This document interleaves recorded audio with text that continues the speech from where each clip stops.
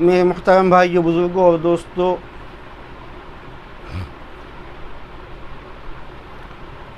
یہ مہینہ ذی قعدہ کا مہینہ ہے، اور اس مہینے کے بعد میں اسلامی سال کا آخری مہینہ یعنی ذی الحجہ کا مہینہ ہے، اور ذی الحجہ کے ساتھ حضرت ابراہیم اور حضرت اسماعیل علیہ السلام کی بہت سی یادیں وابستہ ہیں۔ حضرت ابراہیم اور حضرت اسماعیل علیہ السلام اللہ کے وہ محبوب پیغمبر ہیں کہ جن کی اداؤں کو اور جن کی وفاؤں کو اللہ تعالیٰ نے پسند فرمایا ہے، اور اللہ تعالیٰ نے ارشاد فرمایا کہ وَتَرَكْنَا عَلَيْهِ فِي الْآخِرِينَ سَلَامٌ عَلَى إِبْرَاهِيمَ،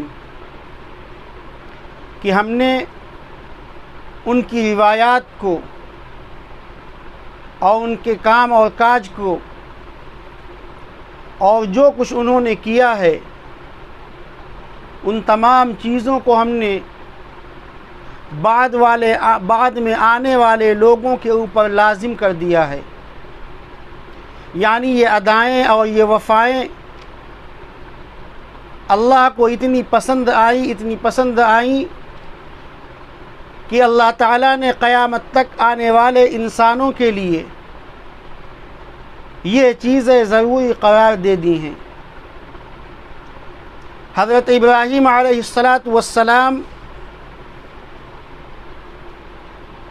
کی ذات اور آپ کی شخصیت ایسی ہے کہ آدھی سے زیادہ دنیا آپ کو اپنا رہبر اور اپنا پیشوا مانتی ہے۔ حضرت ابراہیم علیہ السلام مہمانوں کی مہمان نوازی کرنے والے تھے، اس لیے آپ کو ابو الضیفان بھی کہا جاتا ہے۔ حضرت ابراہیم علیہ السلام کی زندگی کو اگر ہم دیکھیں تو آپ کی زندگی مکمل طریقے سے اطاعت ربانی اور تعمیل ربانی میں آپ کی زندگی گزری ہے۔ پریشانیاں، مصیبتیں، ابتلا، آزمائش میں آپ کی پوری زندگی گھری رہی ہے، اور بچپن سے لے کے جوانی تک اور جوانی سے لے کے بڑھاپے تک اللہ تعالیٰ نے آپ کا امتحان لیا،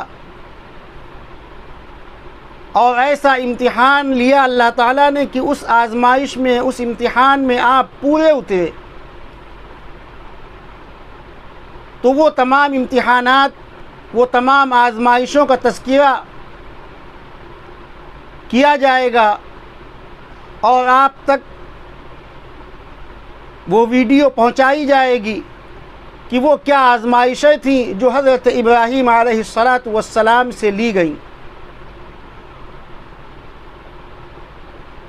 کئی آزمائشیں ہیں، قرآن پاک نے صرف اشارہ کیا ہے کہ وَإِذِ ابْتَلَىٰ إِبْرَاهِيمَ رَبُّهُ بِكَلِمَاتٍ، گھر والوں کے سامنے حق کا اعلان کرنا یہ ایک آزمائش ہے، بادشاہ کے دربار میں جا کر کے حق کا اعلان کرنا یہ ایک آزمائش ہے، اس کے بعد میں آگ میں ڈالا جانا یہ ایک آزمائش ہے، وطن کو چھوڑ کر کے دوسرے وطن میں چلے جانا یہ اللہ کی طرف سے ایک آزمائش ہے۔ حضرت ہاجرہ اور حضرت اسماعیل کو لے کر کے مکہ مکرمہ میں جا کر آباد ہو جانا، اور وہیں پر ان کو بے آب و گیا وادی میں چھوڑ کر اپنے وطن کو واپس چلے آنا یہ ایک آزمائش ہے، اور اس کے بعد میں بچے کو قربان کرنا یہ ایک آزمائش ہے۔ تو جتنی بھی آزمائشیں آپ سے لی گئی ہیں ان تمام آزمائشوں کا تذکرہ انشاءاللہ کیا جائے گا ایک کے بعد ایک ویڈیو کے اندر، اور آپ تک وہ ویڈیو پہنچائی جائے گی۔ تو سب سے پہلے ہم حضرت ابراہیم علیہ السلام کی بچپن کی زندگی کو لیتے ہیں۔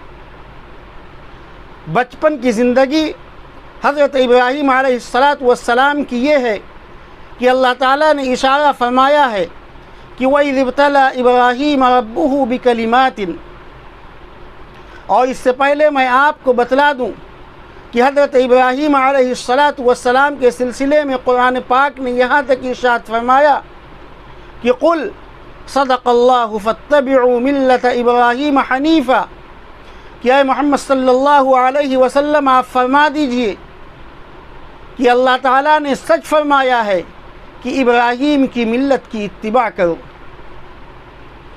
یہود و نصارہ یہ اس بات کو سمجھتے تھے کہ آپ یہودی ہیں، آپ نصرانی ہیں۔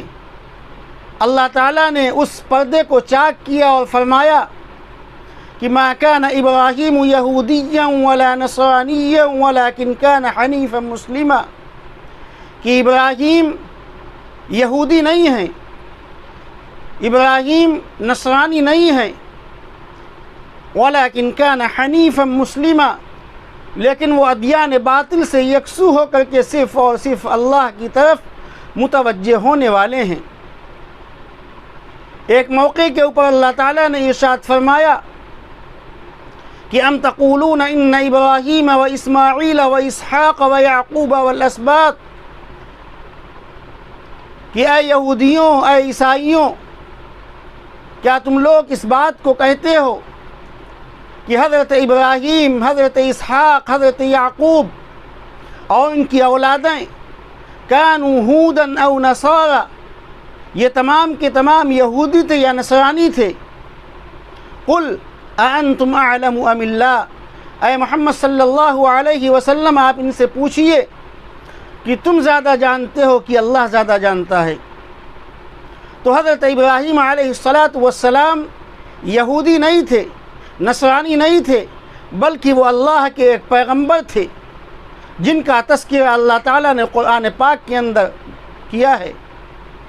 تو حضرت ابراہیم علیہ السلام کی آزمائش اللہ تعالیٰ نے بچپن ہی سے لی ہے اور آپ کو جانچا ہے اور پرکھا ہے۔ جانچنے اور پرکھنے کے بھی کئی طریقے ہوتے ہیں۔ ایک امتحان وہ ہوتا ہے جو استاد اپنے شاگرد کا لیتا ہے، ایک امتحان وہ ہوتا ہے جو بڑا اپنے چھوٹے کا لیتا ہے، ایک امتحان وہ ہوتا ہے جو پیر اپنے مرید کا لیتا ہے۔ لیکن ان تمام دنیاوی امتحانات میں انسان پیسے دے کر کے، نقل کر کر کے، اپنی طاقت کا استعمال کر کے اس امتحان میں پاس ہو جاتا ہے، لیکن اللہ جو امتحان لیتا ہے وہ امتحان بڑا ہی سخت ہے۔ اس امتحان میں پیسہ نہیں چلتا، اس امتحان میں دولت نہیں چلتی، اس امتحان میں طاقت نہیں چلتی، اس امتحان میں شوش اور قوت نہیں چلتی ہے، بلکہ اللہ تعالیٰ ارشاد فرماتے ہیں کہ وَإِذِ ابْتَلَىٰ إِبْرَاهِيمَ رَبُّهُ بِكَلِمَاتٍ، چند چیزوں میں ابراہیم کو آزمایا ان کے رب نے، فَأَتَمَّهُنَّ، حضرت ابراہیم علیہ السلام ان تمام چیزوں کے اوپر ثابت قدم رہے، اور جس آزمائش کو اللہ تعالیٰ نے ان کے اوپر ڈالا اس آزمائش میں وہ کامیاب ہوئے، اور ایسی کامیابی اللہ تعالیٰ نے عطا فرمائی، ایسی کامیابی عطا فرمائی کہ اللہ تعالیٰ نے ایک موقع کے اوپر ارشاد فرمایا کہ ان هذا لهو البلاء المبین، یہ کھلی ہوئی آزمائشیں ہیں۔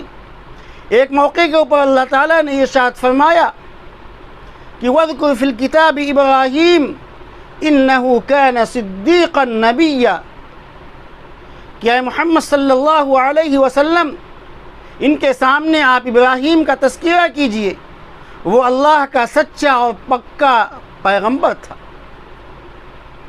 حضرت ابراہیم علیہ السلام کے سلسلے میں قرآن پاک نے یہ بات ارشاد فرمائی کہ بچپن کی حالت میں ہیں، ابھی جوانی کی عمر کو نہیں پہنچے ہیں، لیکن اپنے باپ کے سامنے حق کا اعلان کیا، حق کا اعلان کیا اور ان کا باپ آزر تھا۔ آزر سے حضرت ابراہیم علیہ السلام نے فرمایا کہ اے میرے ابا جان، یہ بت جو نہ سن سکتے ہیں، نہ دیکھ سکتے ہیں، نہ کوئی کام کر سکتے ہیں، ان کی پرستش آپ کیوں کرتے ہیں؟ وَإِذْ قَالَ إِبْرَاهِيمُ لِأَبِيهِ آزَرَ أَتَتَّخِذُ أَصْنَامًا آلِهَةً إِنِّي أَرَاكَ وَقَوْمَكَ فِي ضَلَالٍ مُبِينٍ کہ اے ابا جان، میں آپ کو بھی اور آپ کی قوم کو بھی کھلی ہوئی گمراہی میں دیکھتا ہوں۔ یہ اس وقت کی باتیں ہیں کہ جب حضرت ابراہیم علیہ السلام تقریباً 15 سال کی عمر میں تھے، اور بعض لوگوں نے تو یہ بھی لکھا ہے کہ حضرت ابراہیم علیہ السلام نے اس سے پہلے اپنی ماں سے سوالات کیے تھے اسی طریقے کے کہ اے اماں، مجھے پیدا کرنے والا کون ہے؟ میرا خالق اور مالک کون ہے؟ تو ماں نے جواب دیا کہ اے میرے بیٹے، میں ہوں۔ پھر حضرت ابراہیم نے پوچھا کہ اے اماں، تیرا رب کون ہے؟ فرمایا تیرا باپ ہے۔ فرمایا کہ باپ کا رب کون ہے؟ فرمایا کہ بادشاہ نمرود ہے۔ پھر پوچھا کہ بادشاہ نمرود کا رب کون ہے؟ ماں ہکا بکا ہو گئی۔ اسی کو اللہ تعالیٰ نے یہاں پر نقل کیا ہے کہ حضرت ابراہیم علیہ السلام نے جو اپنی دعوت کا آغاز کیا ہے وہ اپنے گھر سے کیا ہے، اور ببانگ دہل، بغیر کسی ڈر اور خوف کے اپنے باپ کے سامنے حق بات کا اعلان کیا اور فرمایا کہ اے ابا جان، میں آپ کو کھلی ہوئی گمراہی میں دیکھتا ہوں۔ وَكَذَلِكَ نُرِي إِبْرَاهِيمَ مَلَكُوتَ السَّمَاوَاتِ وَالْأَرْضِ اللہ تعالیٰ ارشاد فرماتے ہیں کہ ہم نے حضرت ابراہیم علیہ السلام کو زمینوں کی اور آسمانوں کی عجائبات کا مشاہدہ کرا دیا۔ تمام چیزیں آپ نے دیکھ لی تھیں۔ وَلِيَكُونَ مِنَ الْمُوقِنِينَ تاکہ میرے پیغمبر کو یقین ہو جائے، اطمینان ہو جائے۔ حضرت ابراہیم علیہ السلام رات میں لیٹتے ہیں، آسمان کی طرف دیکھتے ہیں، آسمان بالکل صاف و شفاف ہے، ستارہ نکلتا ہے، اور فرماتے ہیں کہ ھذا ربی، کہ یہ میرا رب ہے۔ فلما جن علیہ اللیل رأى کوکبا جب حضرت ابراہیم علیہ السلام نے اس ستارے کو دیکھا تو کہنے لگے ھذا ربی، یہ میرا پروردگار ہے۔ فلما افل قال لا احب الآفلین اور جب وہ ستارہ غائب ہو گیا تو حضرت ابراہیم نے کہا کہ میں چھپنے والوں سے اور غائب ہونے والوں سے محبت نہیں کرتا ہوں۔ پھر تھوڑی دیر کے بعد میں چاند پوری آب و تاب کے ساتھ میں روشن ہوا۔ فلما رأى القمر بازغا قال ھذا ربی، تھوڑی دیر کے بعد میں چاند پوری آب و تاب کے ساتھ میں روشن ہوا، اور حضرت ابراہیم علیہ السلام نے دیکھا کہ اپنی روشنی سے پوری دنیا کو یہ روشن کیے ہوئے ہے۔ تو حضرت ابراہیم نے کہا کہ ھذا ربی، یہ میرا پروردگار ہے، یہ میرا خالق ہے، یہی میرا مالک ہے۔ فلما افل لیکن صبح ہوتے ہی وہ چاند بھی غائب ہو گیا تو حضرت ابراہیم علیہ السلام فرمانے لگے کہ لئن لم یہدنی ربی لأکونن من القوم الضالین، کہ اگر میرا رب مجھے ہدایت نہ دیتا تو یقیناً میں گمراہ قوم میں سے ہو جاتا۔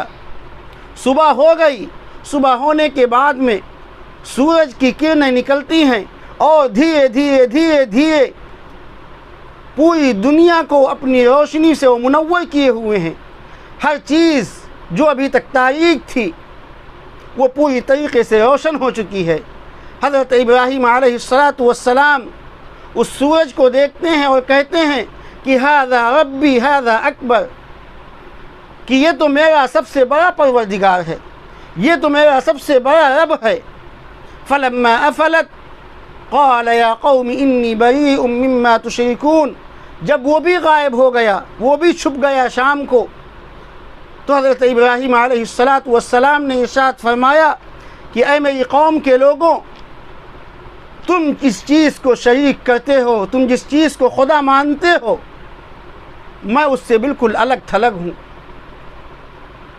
اور آپ نے ارشاد فرمایا کہ انی وجہت وجہی للذی فطر السماوات والارض حنیفا، کہ میں نے اپنا رخ اسی مالک کی طرف اور اسی خالق کی طرف کیا جس نے زمینوں کو پیدا کیا، آسمانوں کو پیدا کیا، تمام ادیان باطل سے یکسو ہو کر کے میں تو اسی کی طرف متوجہ ہوتا ہوں۔ تو حضرت ابراہیم علیہ السلام نے باپ کے سامنے حق کا اعلان کیا، اور اس اعلان کرنے کے بعد میں حضرت ابراہیم علیہ السلام کو جو مصیبتیں، جو تکلیفیں، جو پریشانیاں آئی ہیں، قرآن نے ان کا بھی تذکرہ کیا ہے۔ تو ان تمام چیزوں سے یہ پتہ چلتا ہے کہ جب انسان حق کی تلاش کے لیے نکلتا ہے، جب انسان حق کو ڈھونڈتا ہے، تو اللہ تعالیٰ اس کو راستہ دکھلاتے ہیں، اللہ تعالیٰ حق بات کو اس کے دل کے اندر ڈالتے ہیں اور یہ بتلاتے ہیں کہ اللہ تمہارے ساتھ ہے۔ قرآن کریم میں کئی ایسے موقع ہیں جس کے بارے میں اللہ تعالیٰ نے ارشاد فرمایا ہے۔ خود حضرت ابراہیم علیہ السلام کے سلسلے میں قرآن مجید کے اندر آتا ہے کہ وَلَقَدْ آتَيْنَا إِبْرَاهِيمَ رُشْدَهُ مِنْ قَبْلُ وَكُنَّا بِهِ عَالِمِينَ، کہ ہم نے حضرت ابراہیم علیہ السلام کو رشد کی دولت سے مالا مال کیا۔ رشد کی دولت آپ کے سینے کے اندر ہم نے اتار دی۔ رشد کیا چیز ہے؟ رشد ایک ایسی کسوٹی ہے جو حق اور باطل کے درمیان فرق کو واضح کر دیتی ہے۔ جھوٹ کا جھوٹ اور سچ کا سچ سامنے آ جاتا ہے، دودھ کا دودھ اور پانی کا پانی ہو جاتا ہے۔ یہ جب کسوٹی اور یہ چیز جب انسان کے دل کے اندر اتر جاتی ہے تو پھر انسان کو اچھائی اور برائی کو پہچاننے میں دیر نہیں لگتی ہے۔ اسی کو اللہ تعالیٰ نے ارشاد فرمایا کہ ہم نے ابراہیم کو رشد کی دولت سے مالا مال کیا تھا، کیونکہ ہمیں معلوم تھا کہ دنیا کے اندر جانے کے بعد میں ابراہیم کو کن معائقوں سے دوچار ہونا پڑے گا، کن پریشانیوں سے گزرنا پڑے گا، کیسے لوگوں سے سابقہ پڑے گا، ہم جانتے تھے۔ اللہ تعالیٰ ارشاد فرماتے ہیں کہ وَكُنَّا بِهِ عَالِمِينَ، کہ ہم ان تمام چیزوں کو جاننے والے ہیں۔ تو بچپن کے حالات حضرت ابراہیم علیہ السلام کے یہ تھے، اور اس کے بعد میں باپ کے سامنے جب حق کا اعلان کیا تو باپ نے گھر سے نکال دیا۔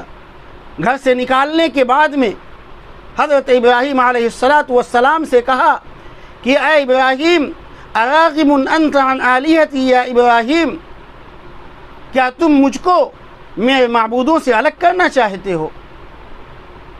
لئن لم تنتہی لارجمنک وہجرنی ملیہ، کہ اے ابراہیم اگر تم اپنے کام سے باز نہ آئے،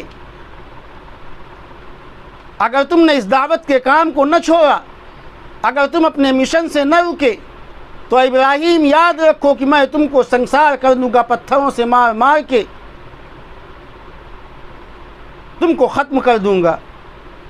قال سلام علیک، حضرت ابراہیم علیہ السلام نے اپنے باپ کو سلام کیا اور فرمانے لگے کہ سلام علیک، کہ آپ کے اوپر سلامتی ہو۔ سأستغفر لک ربی انہ کان بی حفیہ، میں اپنے پروردگار سے آپ کے لیے مغفرت کی دعا کروں گا کہ اے اللہ میرے باپ کو معاف فرما دے۔ قرآن کریم نے بڑا عجیب و غریب نقشہ کھینچا ہے۔ ایک موقع کے اوپر قرآن مجید نے کہا ہے کہ حضرت ابراہیم علیہ السلام اپنے باپ کو بڑے پیارے انداز میں، بڑے اچھے انداز میں سمجھا رہے ہیں کہ یا ابتی لم تعبد ما لا يسمع ولا يبصر ولا يغني عنك شيئا، کہ اے ابا جان آپ ایسے بتوں کی عبادت کیوں کرتے ہیں جو نہ سن سکتے ہیں، نہ دیکھ سکتے ہیں، نہ آپ کو نفع پہنچا سکتے ہیں، نہ نقصان پہنچا سکتے ہیں۔ یا ابتی انی قد جاءنی من العلم، اے میرے ابا جان میرے پاس ایک ایسا علم ہے ما لم یأتک، جو آپ کے پاس نہیں ہے۔ دنیا کے تمام علوم آپ کے پاس ہیں، پتھروں کو تراشنے کا علم آپ کے پاس ہے، دنیا کے تمام علوم آپ کے پاس ہیں، لیکن یاد رکھیے کہ جو علم میرے مالک نے، میرے خالق نے مجھے دیا ہے، وہ علم آپ کے پاس نہیں ہے۔ فاتبعنی، آپ میری اتباع کیجئے، آپ میری باتوں کو مان لیجئے، آپ ایمان کے اندر داخل ہو جائیے۔ یا ابت لا تعبد الشیطان، کہ اے ابا جان آپ شیطان کی عبادت نہ کیجئے، آپ شیطان کی پرستش نہ کیجئے، آپ شیطان کو اپنا خالق اور مالک نہ مانیے۔ ان الشیطان کان للرحمن عصیا، اور شیطان تو اپنے خالق اور مالک کا نافرمان ہے۔ تو حضرت ابراہیم علیہ السلام نے اس طریقے سے اپنے والد کو، اپنے گھر کے لوگوں کو حضرت ابراہیم علیہ السلام نے سمجھایا۔ لیکن میرے بھائی، جب قسمت کے اندر ہدایت نہیں ہوتی ہے تو اللہ تعالی ہدایت نہیں دیتے ہیں۔ یہ مختصر سی حضرت ابراہیم علیہ السلام کی بچپن کی زندگی کے حالات ہیں۔ انشاءاللہ اس کے بعد میں جو ویڈیو آپ کے سامنے آئے گی وہ یہی ہے کہ جب وہ گھر سے بے گھر ہو گئے اور پھر اس کے بعد میں بادشاہ کے دربار میں پہنچتے ہیں تو کس طریقے سے وہ حق کا اعلان کرتے ہیں، اس کا تذکرہ انشاءاللہ بعد میں آپ کے سامنے کیا جائے گا۔ اللہ سے دعا ہے کہ اللہ تعالیٰ ان تمام حالات سے ہمیں سبق لینے کی توفیق نصیب فرمائے۔ وآخر دعوانا ان الحمد للہ رب العالمین۔